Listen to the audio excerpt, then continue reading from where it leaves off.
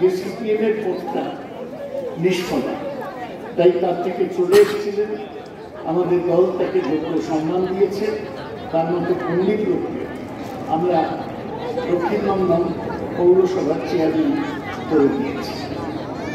আমরা সিপিএম থেকে যে লোকদের আনছি, আমরা এটাও বলেছি যে যারা প্রকৃতপক্ষে বামপন্থী, যারা মনে করেন যে মার্কস এঙ্গেলস লেনিন স্ট্যালিন মাও সেতুং এই রাস্তাটা অনুসরণ করা উচিত, তাদের উচিত দরকার হলে পার্টি ছেড়ে মমতা ব্যানার্জিকে সমর্থন করা, নইলে পার্টি না ছেড়ে আপনারা বাইরে থেকে মমতা ব্যানার্জিকে সমর্থন করেন। আমি এই কথাটা কয়েকদিন আগে একটা সভায় বলেছিলাম। একটা বিরাট বিতর্ক হয়ে গেল যে তৃণমূল বোধহয় দুর্বল হয়ে গেছে, তাই সিপিএমকে কংগ্রেসকে ডাকছে। আমি এটা পরিষ্কার করে বলতে চাই, আমাদের দলে অন্য কোনো দল থেকে লোক এনে পার্টিকে শক্তিশালী করার দরকার নেই। যারা সিপিএম করছেন তারা সিপিএম করুন, ভালোভাবে করুন। যারা কংগ্রেস করছেন তারা কংগ্রেস করুন, ভালোভাবে করুন। কিন্তু আপনারা যদি সত্যি কমিউনিস্ট হন, তাহলে আপনাদের সাম্প্রদায়িকতা বিরোধী হওয়া উচিত এবং বিজেপির যে রাজনীতি, সেই রাজনীতি আপনাদের বিরোধিতা করা উচিত। আমাদের নয় সমালোচনা করলেন, কিন্তু ভোটটা দেওয়ার সময় মনে রাখবেন যে আমাদের বিরুদ্ধে ভোট দিলে বিজেপির হাত শক্তিশালী হবে এবং বিজেপির হাত শক্তিশালী হলে এই বাংলায় ধর্মনিরপেক্ষতা থাকবে না, এই বাংলায় সাম্প্রদায়িক সম্প্রীতি থাকবে না। আমাদের রাজনৈতিক বক্তব্য এটাই যে আমরা চাই যে পশ্চিমবাংলার সাম্প্রদায়িকতা বিরোধী মানুষ যারা মনে করে ধর্মে ধর্মে বিরোধ করা উচিত নয়, যারা মনে করে যে রাজনীতি হওয়া উচিত পুঁজিবাদের থেকে দূরে, তাদের তৃণমূল কংগ্রেসকে সমর্থন করা উচিত। এবং আমি তো বলছি যে আমি মমতাকে ছোট থেকে চিনি, আচারে আচরণ মমতা ব্যানার্জির মতো একটা সাদাসিধে মহিলা আপনি দেখান তো কোনো পার্টিতে। আমি তো আগে কমিউনিস্ট নেত্রীদের দেখেছি, তারাও সাদাসিধে ছিলেন। আমি ইলা মিত্র, গীতা মুখার্জিকে দেখেছি, কনক মুখার্জিকে দেখেছি, এরা অনেকে আমার সাথে লোকসভায় বিধানসভায় ছিলেন। কিন্তু আজকে আর সিপিএমের মধ্যে সেরকম নেত্রী খুঁজে পাবেন না। যদি আপনি সত্যি বামপন্থী চরিত্রে কোনো নেত্রী খোঁজেন, তাহলে পশ্চিমবাংলায় একজনই আছে, তার নাম মমতা ব্যানার্জি। বামপন্থা মানে কি পাঁচুরা বলতে পারে? বামপন্থা হচ্ছে সেইটা যেটা মানুষের প্রগতির কথা বলে, যেটা মানুষকে এগিয়ে নিয়ে যাওয়ার কথা বলে, যেটা দারিদ্র দূর করার কথা বলে। আমরা সেই বামপন্থী। তার জন্য কোনো দলের স্ট্যাম্পের দরকার নেই, তার জন্য মানুষের জন্য কাজ করার দরকার আছে। বুদ্ধদেব ভট্টাচার্য ব্যক্তিগতভাবে অসৎ ছিলেন না, কিন্তু বুদ্ধদেব ভট্টাচার্য একটা বড় ভুল করেছিলেন। তিনি টাটাদের শিল্প আনার জন্য সিঙ্গুরে জোর করে কৃষকদের উচ্ছেদ করার সিদ্ধান্ত নিয়েছিলেন। ওই যে কৃষকদের উচ্ছেদ করার সিদ্ধান্ত নিলেন, কৃষকরা তার বিরুদ্ধে চলে গেল। সেলিম গোষ্ঠীর কেমিক্যাল হাব বসাতে গিয়ে তিনি কৃষককে উচ্ছেদ করতে গেলেন। তখন বাংলার যে কৃষক হিন্দু এবং মুসলমান তারাও তার বিরুদ্ধে চলে গেল। এবং এটা মনে রাখবেন, ভারতবর্ষ এমন একটা দেশ যেখানে 70% লোক কৃষির ওপর নির্ভরশীল। আপনি যদি একবার কৃষকদের গায়ে হাত দেন, তাহলে আপনি ক্ষমতায় দীর্ঘদিন থাকতে পারবেন না। এটা নরেন্দ্র মোদীর ক্ষেত্রে অ্যাপ্লাই করে। নরেন্দ্র মোদী আমাদের সামনে লোকসভায় এই লকডাউনের সুযোগ দিয়ে তিনি 3টে কৃষি বিল পাশ করলেন। তিনি বললেন আমি কৃষিকে আধুনিকীকরণ করতে চাই। করতে গিয়ে কি করলেন? বললেন যে এখন আর কৃষকরা, যেটা পাঞ্জাব হরিয়ানা যারা উদ্বৃত্ত চাল গম উৎপাদন করত, তারা সেটা মান্ডিতে নিয়ে আসতো, সেখান থেকে সরকারি দামে এমএসপি মিনিমাম সাপোর্ট প্রাইসে সরকার বা ফুড কর্পোরেশন কিনে নিত। মোদি বলছেন ওই ব্যবস্থা তুলে নিতে হবে, তার জায়গায় যে কোনো ব্যবসায়ী গিয়ে কৃষকদের থেকে ধান চাল কিনে নেবে। তাহলে কি হবে? যদি উত্তর ভারতে কৃষক মান্ডিগুলো বন্ধ হয়ে যায়, তাহলে শেষ পর্যন্ত কৃষকরা ন্যূনতম সহায়ক মূল্য, যাকে মিনিমাম সাপোর্ট প্রাইস বলে, সেটা পাবে না। এটা কৃষকরা বুঝতে পেরেছে যে মোদি তাদের হাতে মারার চক্রান্ত করছে। তাই আপনারা দেখছেন 50 দিনেরও বেশি সময় ধরে দিল্লির চারপাশ ঘিরে কৃষকরা অবস্থান করছেন। আমি দিল্লি গিয়েছিলাম কয়েকদিন আগে, 1 ডিগ্রি রাত্রিরে 1 ডিগ্রি সেন্টিগ্রেড টেম্পারেচার নেমে যায়। তার মধ্যে ওই কৃষকরা বড় বড় দাড়িওয়ালা শিখ কৃষক, হরিয়ানার লম্বা লম্বা জাত কৃষক, তাদের ট্রাক্টরের ওপর বাড়ি বানিয়ে শুয়ে আছেন। তাদের একটাই দাবি যে কৃষি আইন প্রত্যাহার করতে হবে। কৃষি আইনে আরো একটা জিনিস ওরা করেছে, বলছে কন্ট্রাক্ট ফার্মিং, চুক্তি চাষ। কন্ট্রাক্ট ফার্মিং এর সাথে আমাদের অতীতকালে পরিচয় আছে। আপনারা জানেন এক সময় এই বাংলায় নীলকর চাষিরা ছিল, তারা বলতো কৃষকদের জোর করে নীল উৎপাদন করতে হবে, ওই নীল দিয়ে মিলেতে কাপড় সাদা করা হতো নীল গাছ থেকে, যেটা হতো। এর বিরুদ্ধে কৃষক বিদ্রোহ হয়েছিল, যার নাম নীল বিদ্রোহ। দীনবন্ধু মিত্র নাটক লিখেছিলেন নীল দর্পণ। আজকে এই চুক্তি চাষ করলে আবার সেই জিনিস হবে কন্ট্রাক্ট ফার্মিং এর নাম। এটা কৃষকরা বুঝেছে যে কত বড় বিপদ তাদের সামনে আসছে, তাই কৃষকরা সর্বস্ব দিয়ে আন্দোলন করছে। এবং শেষ যে আইনটা ওরা পরিবর্তন করেছে, তাতে বলছে যে অত্যাবশ্যকীয় পণ্য আইন যেটা ছিল, সেই অত্যাবশ্যকীয় পণ্য আইন থাকবে না। তার মানে কোনো মজুদের উপর নিয়ন্ত্রণ থাকবে না, এমনকি আলু পেঁয়াজের উপরও সরকারের নিয়ন্ত্রণ থাকবে না। কোল্ড স্টোরেজে হিম করে আলু জমা থাকবে, বাজারে আলু 40 টাকা হয়ে যাবে, তাও কোনো সরকারের ক্ষমতা থাকবে না, বলবে যে তোমরা সব আলু বিক্রি করে দাও।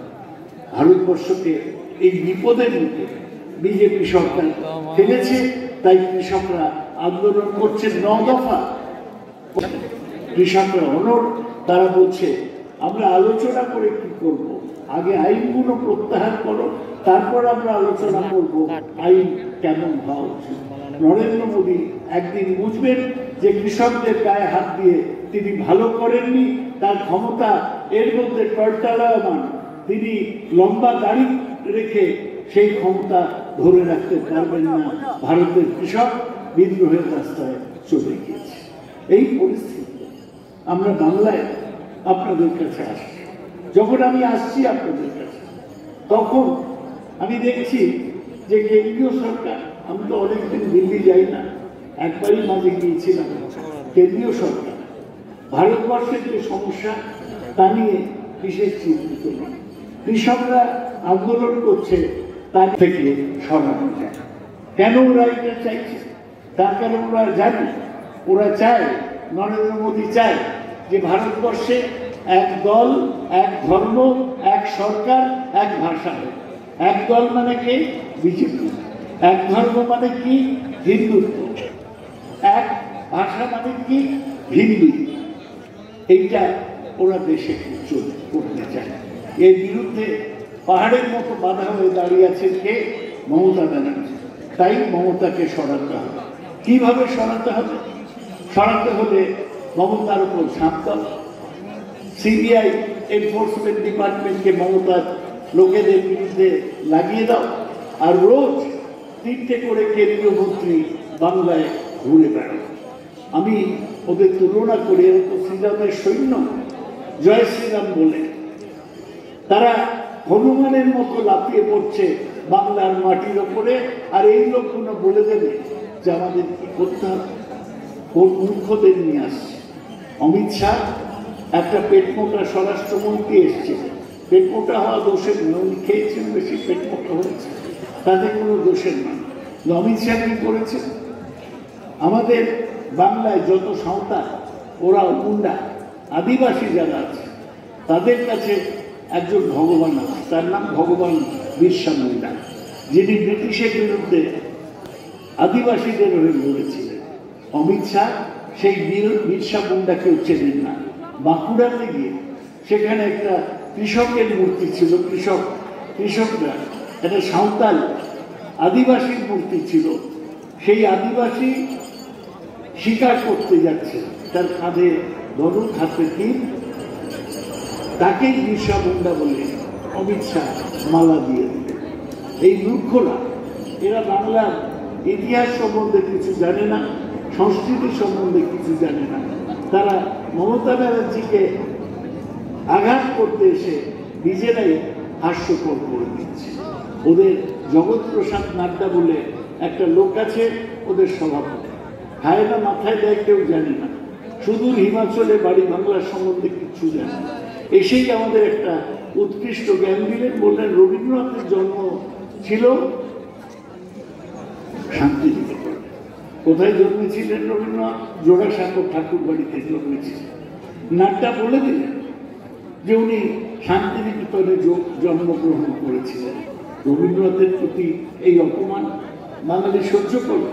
আরো শুরু, আপনারা জানেন চৈতন্যদেব 550 বছর আগে এই বাংলায় নদিয়ায় জন্মগ্রহণ করেছিলেন, ছিলেন। নাট্যা দিয়ে কাটোয়ার একটা মন্দিরে গেলেন, সেটা 150 বছরের পুরনো মন্দির। সেখানে গিয়ে বললেন যে এইখানে চৈতন্যদেব দীক্ষা নিয়েছেন। চৈতন্যদেব যখন দীক্ষা নেন তখন ওই মন্দিরটা হয়নি। নাট্যা বলছে যে রবীন্দ্রনাথের মতো যাতে দাড়ি হয়ে যায়, কিন্তু উনি ভুলে যাচ্ছেন শুধু দাড়িতে রবীন্দ্রনাথ হওয়া যায় না, তাহলে রামছাগলও রবীন্দ্রনাথ হতো।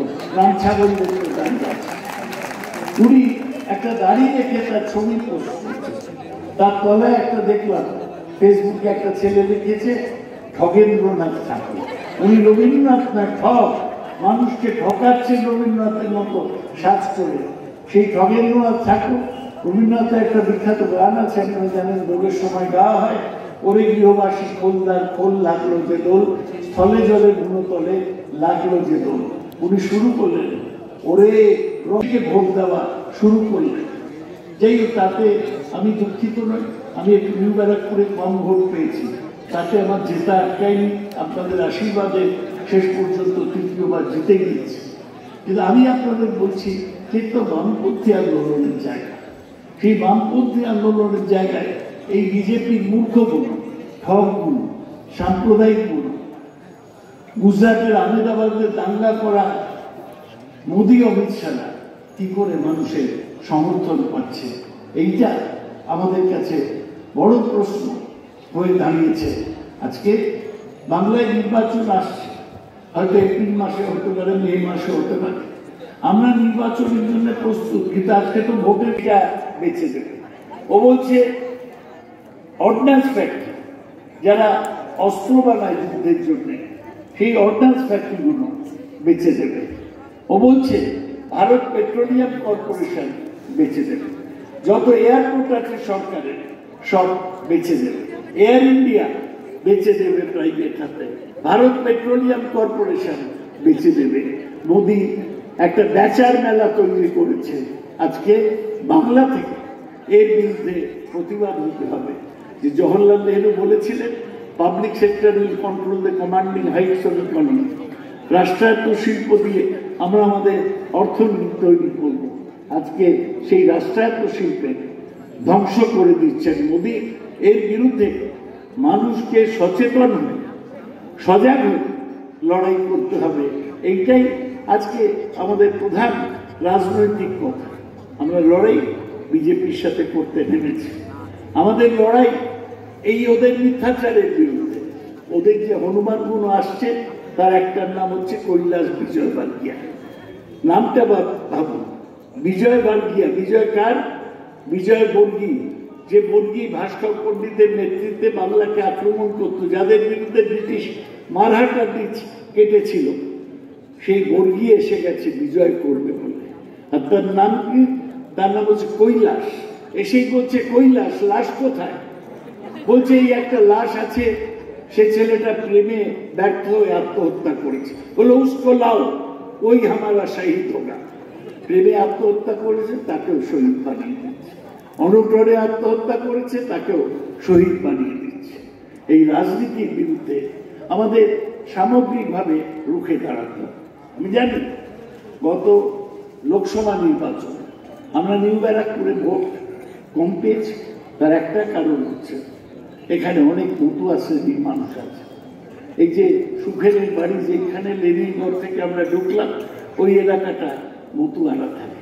মতুয়াদের ওরা বলেছিল আমরা তোমাদের নাগরিকত্ব দেব 1 বছরের মধ্যে।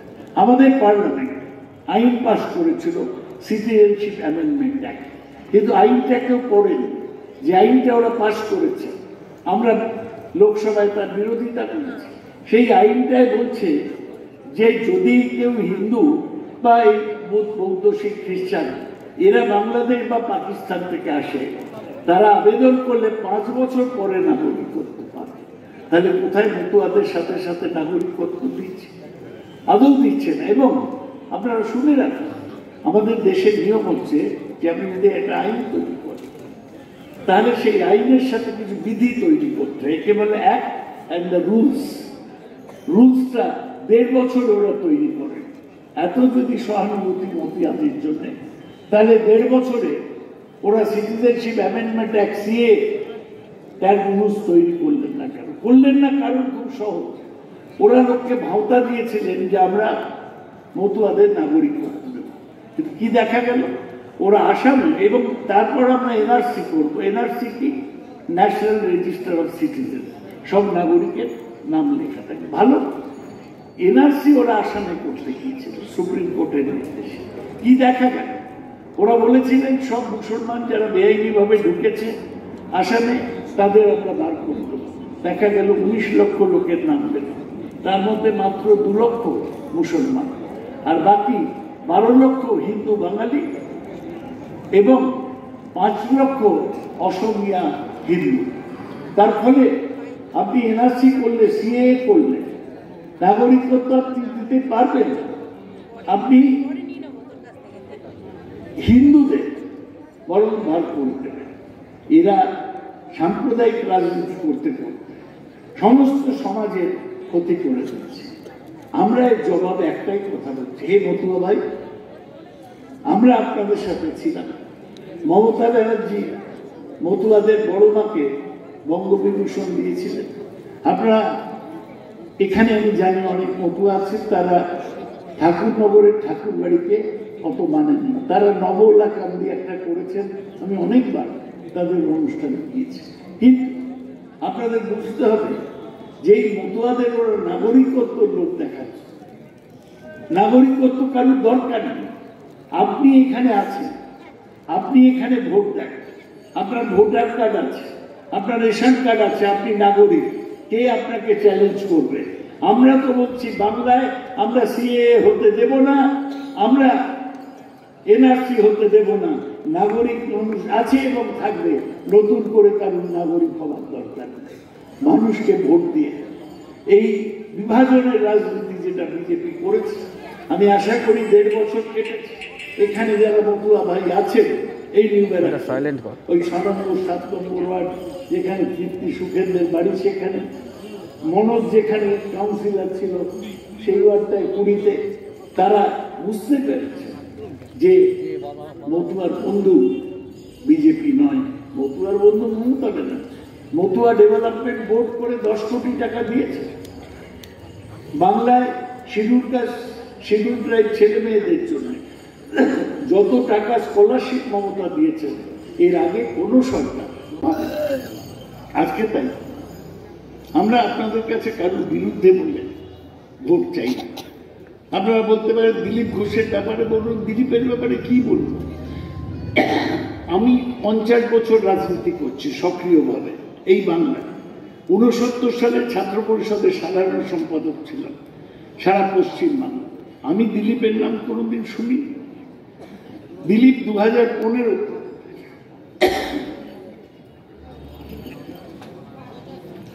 আরএসএস থেকে এসছে। আগেও আরএসএস এ লাঠি খেলা, ছোড়া খেলা শিখত, আর সকালবেলা বড় বড় খাকি হাফ প্যান্ট পরে কুচকাওয়াজ করত, আর সূর্য প্রণাম করতে করে নিচে। ওরা রাজনীতি কি জানে? ও 2015-তে বিজেপির সভাপতি হয়েছে, 2016 এমএলএ হয়েছে, 2019-এ এমপি হয়েছে। দিলীপ রাজনীতি জানে না। কিন্তু রোজ দেখবেন বিবৃতি দেয়, সকালবেলা হনহন করে হাঁটছে, বলে চায় পে চর্চা বলে বিজেপির পক্ষে বলছেন। আমি বলছি দিলীপ ঘোষ নয়, ও একটা উন্মত্ত মোষের মতো সবাইকে লুটিয়ে বেড়াচ্ছে। ধর্মের সার বেনারসের গলিতে যারা থাকে তারা যেমন সবাইকে গুটিয়ে বেড়ায়, দিলীপ ঘোষ সেরকম লোককে গুটিয়ে বেড়াচ্ছে। আজকে দিলীপ বলেছে না, আর তৃণমূল থেকে লোক নেব না। আমরা তো বেঁচে গিয়েছিলাম, তৃণমূলের যত পচা মাল চলে যাচ্ছিল বিজেপিতে, আমি ভাবছিলাম যে ভালো হয়েছে, বেশ হয়েছে, পচাগুলো চলে গেছে। এখন দিলীপ বুঝেছে এই পচা মালের বন্যায় দিলীপ না ভেসে যায়, তাই আজকে বলেছে আমরা দরজাটা আস্তে আস্তে ছোট করব। কিন্তু তো সত্যটা কারা তৃণমূল ছেড়েছে? যারা সবচেয়ে বেশি মমতা ব্যানার্জির থেকে পেয়েছে তারা ছেড়েছে। মুকুল রায় ভাষণ দেয়, লজ্জা করে না।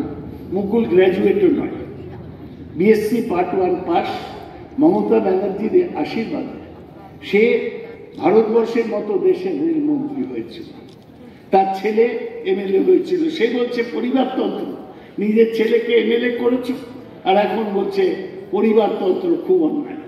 শুভেন্দু অধিকারী বলছে ভাইপোর বিরুদ্ধে লড়াই করি। তোমার ভাইপোকে কে দেখে তার ঠিক নেই।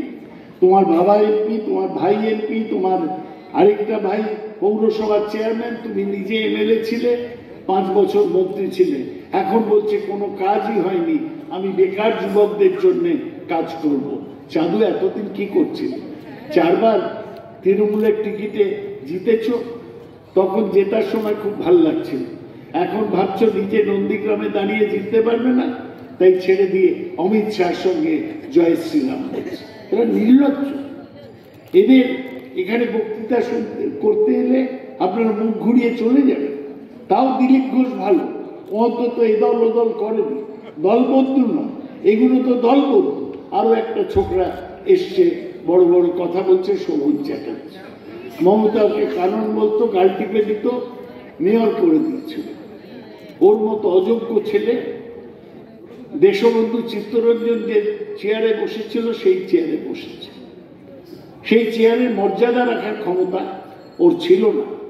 কলকাতার মতো শহর ব্রিটিশ সাম্রাজ্যের দ্বিতীয় শহর ছিল লন্ডনের, সেই কলকাতার মেয়র হয়ে কাজ করেনি।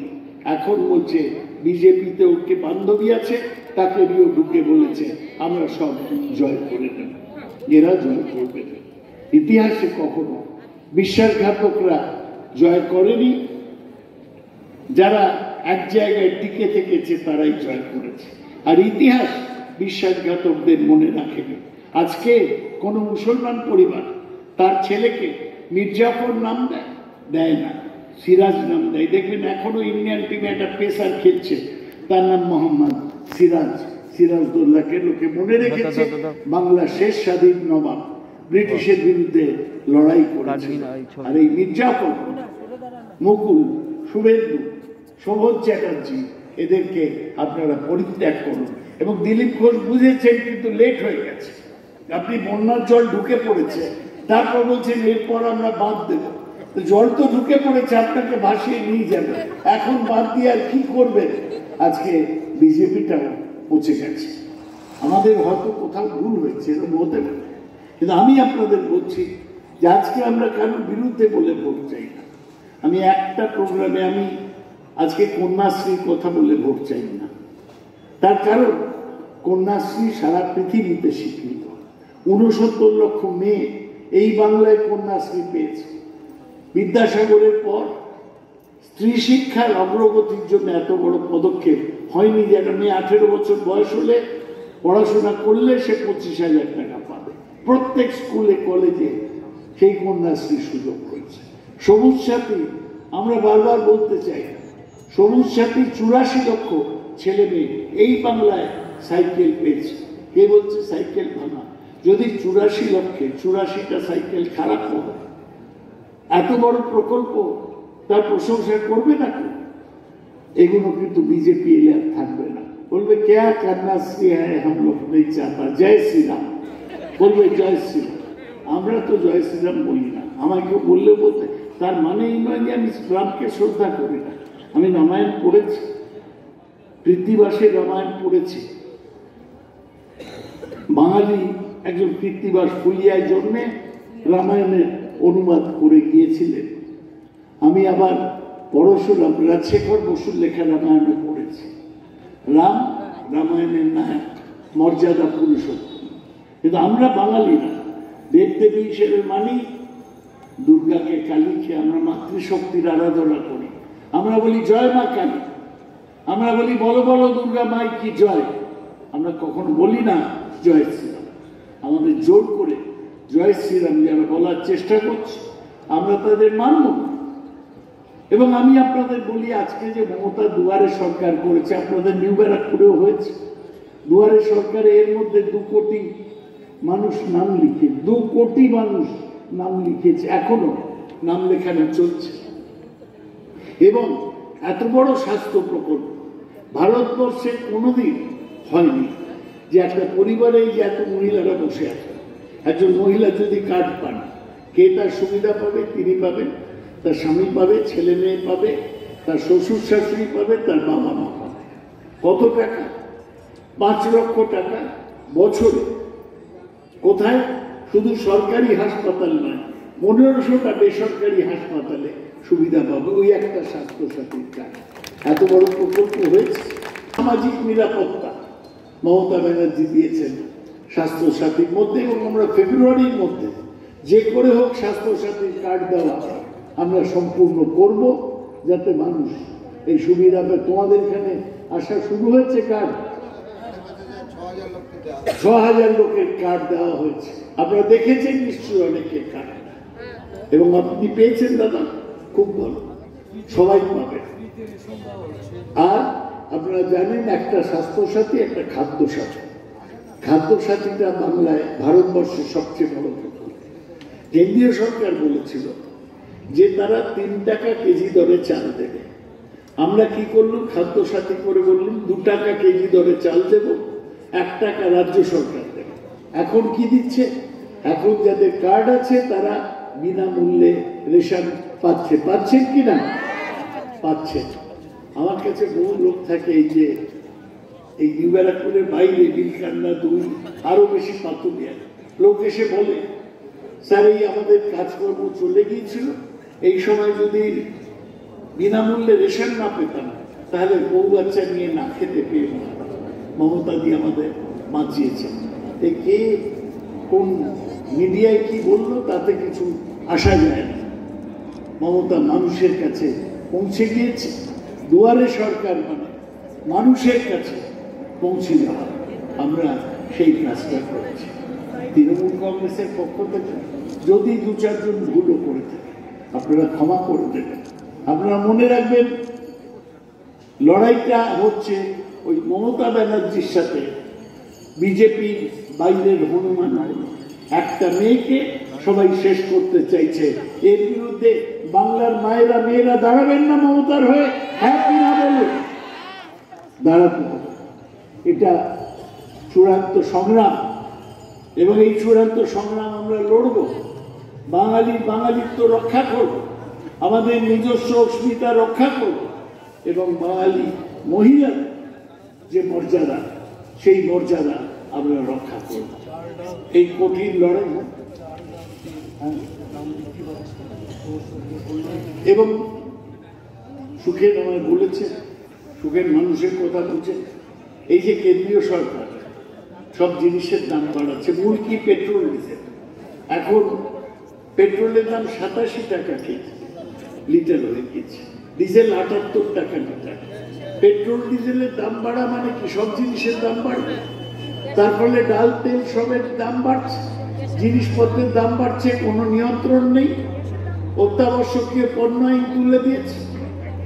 আমি বললাম তো হিমঘরে আলু আছে, সেই আলু রাজ্য সরকার রিলিজ করতে পারছে না, তার কারণ আইনটাই মোদি তুলে দিয়েছে। আজকে এই মোদিদের লড়াই। এবং আপনারা জানেন পাঞ্জাবের কৃষকরা বলেছে মোদির যে সবচেয়ে বড় বন্ধু আম্বানি এবং আদানি, এদের দোকানের সামনে এরপরে এরা আন্দোলন করে। আপনারা হয়তো দেখেননি, কলকাতা ভর্তি হয়ে গেছে আম্বানির দোকানে, রিলায়েন্স ফ্রেশ, রিলায়েন্স ফুডস। কৃষকরা বলছে যে এদের বিরুদ্ধে এরা আন্দোলন শুরু করবে। আপনারা দেখেননি আদানি কোম্পানি, তার নাম ফরচুন ফুডস, ফরচুন অয়েল দেখবেন বিক্রি করছে, এরা বাজার ধরে নিচ্ছে, এই জিনিসগুলোর দাম ইচ্ছে মতো বাড়িয়ে দিচ্ছে, কোটি কোটি টাকা এরা লাভ করছে। এর বিরুদ্ধেই তো আমাদের লড়াই। এই লড়াইটায় আমরা আপনাদের সাথ পাবো না। যা হয়ে গেছে হয়ে গেছে। একটা নির্বাচনে অনেক লোক বিজেপিকে ভোট দিয়েছে, এই বিজেপিকে ভোট দিবেন না। সুভাষ মুখার্জি একটা কবিতা বলেছিলেন,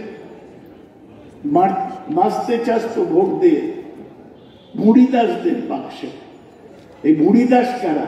বিজেপি, সব বড় ব্যবসায়ীদের প্রতিনিধি। এই মুড়িদাসদের আপনারা ভোট দেবেন না, সমর্থন করবেন না, এদের সাথে থাকবেন না। আমি রামকৃষ্ণকে সম্মান জানাতে এসেছিলাম, কিন্তু এটা একটা মেমোরিয়াল মিটিং, আমরা আমাদের রাজনৈতিক কথা বলব। আমাদের তো প্রার্থী ঠিক হয়নি, নির্বাচন ঘোষণা হয়নি, এখন প্রচার নয়। নির্বাচন ঘোষণা হলে নিশ্চয়ই আবার এসে নিউ ব্যারাকপুরে মিটিং করব, আপনাদের কাছে ভোট চাইব। এখন চাই যে আপনারা আমাদের সাথে পায়ে পায়ে হাঁটুন, আমাদের ভুল হলে আপনারা বলে দিন যে এই রাস্তায় আমাদের চলতে হবে। এবং মনে রাখবেন যে কোনো লোক প্রকৃত বামপন্থী হলে দাঙ্গাবাজ মোদী অমিত শাহর বিরুদ্ধে মমতা ব্যানার্জির লড়াইকে সমর্থন করা আপনার নৈতিক কর্তব্য এবং দায়িত্ব। আমি আপনাদের অনেকক্ষণ বলেছি, সন্ধ্যেবেলা শীত পড়ছে, আপনারা শুনেছেন অনেক। আমি আপনাদের কাছে কৃতজ্ঞ।